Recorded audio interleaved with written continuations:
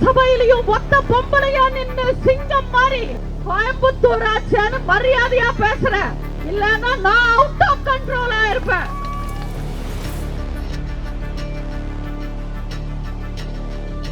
அல்வா சாப்பிட்டு இருந்தீங்களா?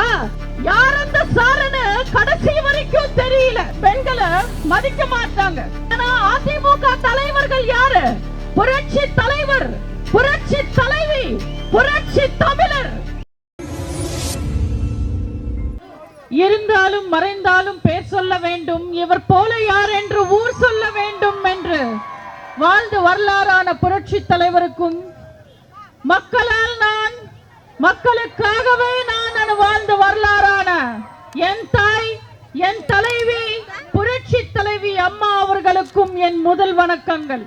தகப்பன் தயவுல இல்லாம தன் உழைப்பால வந்த தலைவர், சாதாரண தொண்டர்களும் தலைவராகலான ஒரு நம்பிக்கை தந்த முதல்வர், இந்த மண்ணின் மைந்தர், மக்களை மதிக்க தெரிஞ்சவர், பெண்களை பாதுகாக்க தெரிஞ்சவர், உண்மையை பேச துணிந்தவர், என்றென்றும் எங்கள் பாச அண்ணன், கழக பொதுச் செயலாளர், மாண்புமிகு எதிர்க்கட்சி தலைவர் அண்ணன் எடப்பாடியார் அவர்களுக்கு என் வணக்கங்கள்.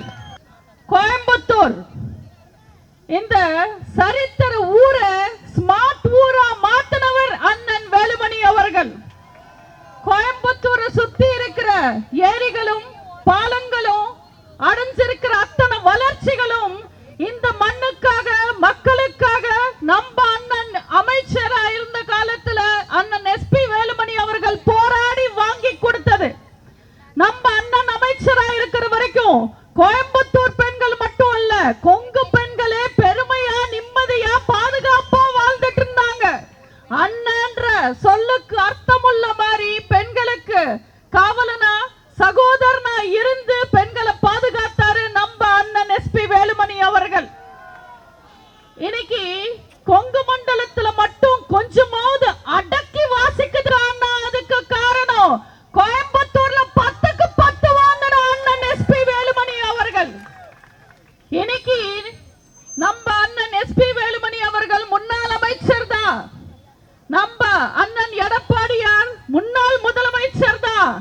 ஆனாலும் நம்மள பார்த்து திமுக பயந்துதான் ஆகணும். ஏன்னா காட்டுல இருந்தாலும் நாட்டுல இருந்தாலும் சிங்கிள் சிங்கிள் தானே. மக்களுக்கு ஒரு பிரச்சனை அண்ணா, குறிப்பா பெண்களுக்கு ஒரு பிரச்சனை அண்ணா, அண்ணா திமுக வேடிக்கை பார்க்காது.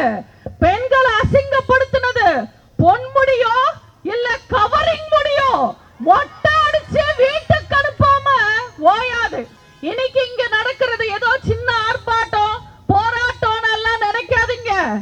இது பெண்கள் பாதுகாப்புக்காக வெடிச்சிருக்கிற மக்கள் புரட்சி. ஊழலுக்கு எதிராக வெடிச்ச மக்கள் புரட்சியால காங்கிரஸோட ஆட்சி போச்சு. இன்னைக்கு பெண்களுக்காக வெடிச்சிருக்கிற இந்த மக்கள் புரட்சியில இந்த கொங்கு பூமி சாதாரண பூமி இல்ல. மாசாணி அம்மனும் பன்னாரி அம்மனும் ஆள்ற பூமி இந்த கொங்கு பூமி.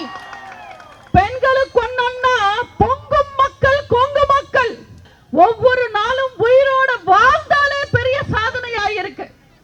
நம்ம அதிமுக ஆட்சி காலத்துல எப்படி இருந்தாங்க பெண்கள்? நம்ம அம்மாவோட ஆட்சி காலத்துல, அண்ணன் எடப்பாடியார் ஆட்சி காலத்துல நம்ம பெண்களை தெய்வமா பார்த்தோம்.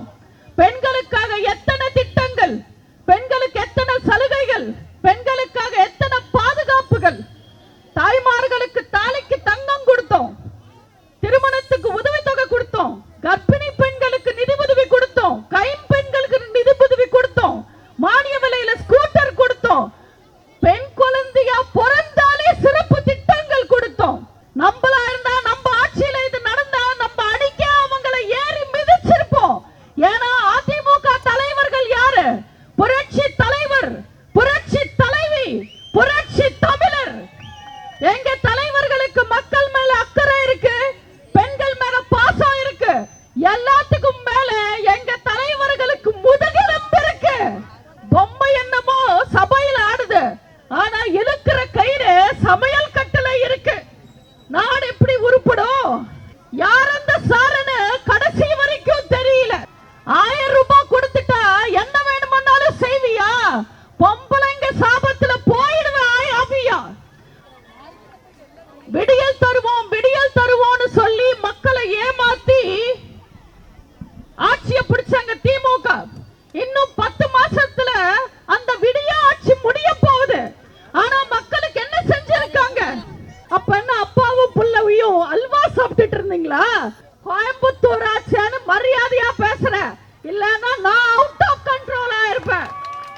சட்டசபையிலையும் ஒத்த பொம்பளையா நின்னு சிங்கம் மாதிரி நான் அடுத்த முறை சட்டசபைக்கு வந்தா சிஎம் தான் வருவேன்னு சபதம் ஏத்தி கில்லி மாதிரி ஜெயிச்சுட்டு வந்து சிஎம் உட்கார்ந்து உங்க அப்பாவை கதற கதற ஜெயிலுக்கு தூக்கிட்டு போனாங்க. அதான் வீரம்.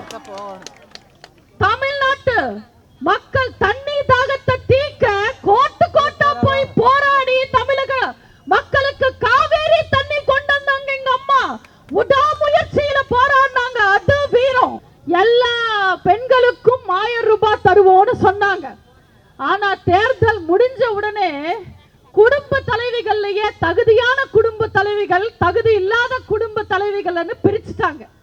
அதிமுக யாருமே அவ்வளவு கேவலமா நடந்துக்க மாட்டாங்க, அவ்வளவு கொடுமையா பேச மாட்டாங்க.